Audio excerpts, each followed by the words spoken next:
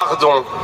Pardon, et à travers vous, demandez pardon à tous les civils syriens, les civils d'Alep, que nous avons laissés mourir et que nous continuons à laisser mourir. J'aimerais vous demander pardon pour toutes ces lignes rouges franchies allègrement sans aucune conséquence. Vous demandez pardon pour ces gouvernements occidentaux qui se payent de mots et qui laissent mourir les civils d'Alep. Vous demandez pardon pour cette journée des droits de l'homme qui ressemble désormais à une farce, tant que les bombes de Poutine et de Assad tombent sur Alep. Vous demandez pardon, enfin aussi, pour toutes les manifestations de masse que nous n'avons pas su organiser pendant ces années, pour tous ces appels que nous n'avons pas publiés, pour toutes ces indignations que nous n'avons pas formulées.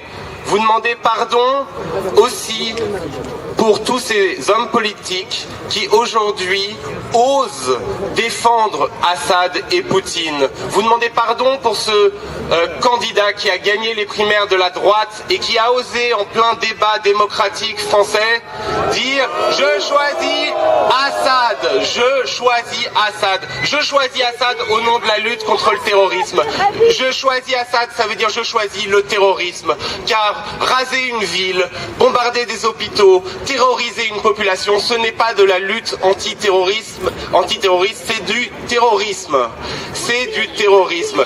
Donc je choisis Assad, ça veut dire je choisis le terrorisme. Et le terrorisme qui a fait le plus de morts en Syrie depuis 5 ans. Je veux demander aussi pardon pour tous les autres qui ont suivi la propagande russe et qui nous expliquent qu'il n'y a que 2 camps. Tous ces gens qui ne savent compter que jusqu'à 2. Daesh et face à Daesh, Poutine et Assad. Mais ces gens-là n'ont pas été à l'école, ils n'ont pas appris à compter jusqu'à 3. Il y a aussi une 3e partie, comme vous l'avez rappelé, où il y a les civils d'Alep, il y a l'armée syrienne libre qui a beaucoup plus combattu Daesh que le régime de Bachar ne l'a jamais fait. Donc j'aimerais vous demander pardon aussi au nom de ces journalistes que j'ai entendus à la télévision française publique poser cette question. Écoutez la question. Alors, monsieur, la chute d'Alep est-elle une bonne nouvelle ?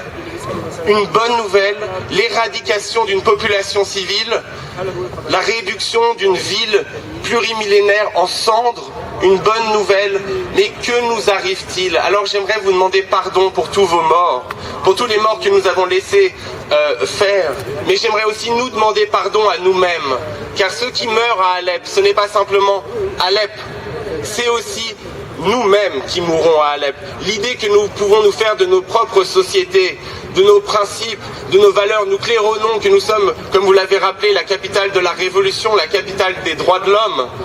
Mais les droits de l'homme aujourd'hui n'ont plus aucun sens tant qu'on laisse faire ce qui se passe à Alep.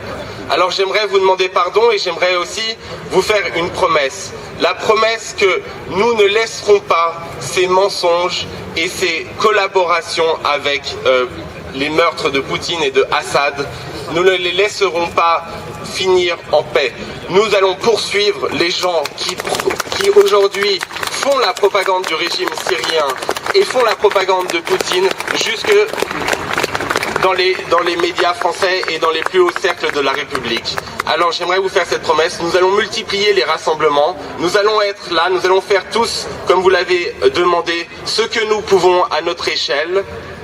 Et encore une fois, nous allons rappeler que ce qui se joue aujourd'hui en Syrie, c'est une partie de notre avenir. Car j'entends partout la musique qui se joue. C'est-à-dire que nous sommes en guerre contre le terrorisme et que face au terrorisme, eh bien, il faudra se résoudre à la méthode Poutine. Mais si nous sommes en guerre contre le terrorisme, nous sommes en guerre pour préserver justement la démocratie, les libertés, la capacité à être solidaire des révolutionnaires syriens. Et si nous sacrifions ça, alors nous avons déjà perdu la guerre contre les terroristes parce que nous serons terroristes nous-mêmes. Voilà, donc nous ne vous laisserons pas tomber, nous serons à vos côtés et surtout, jamais nous ne nous résoudrons à devenir terroristes contre les terroristes. Merci.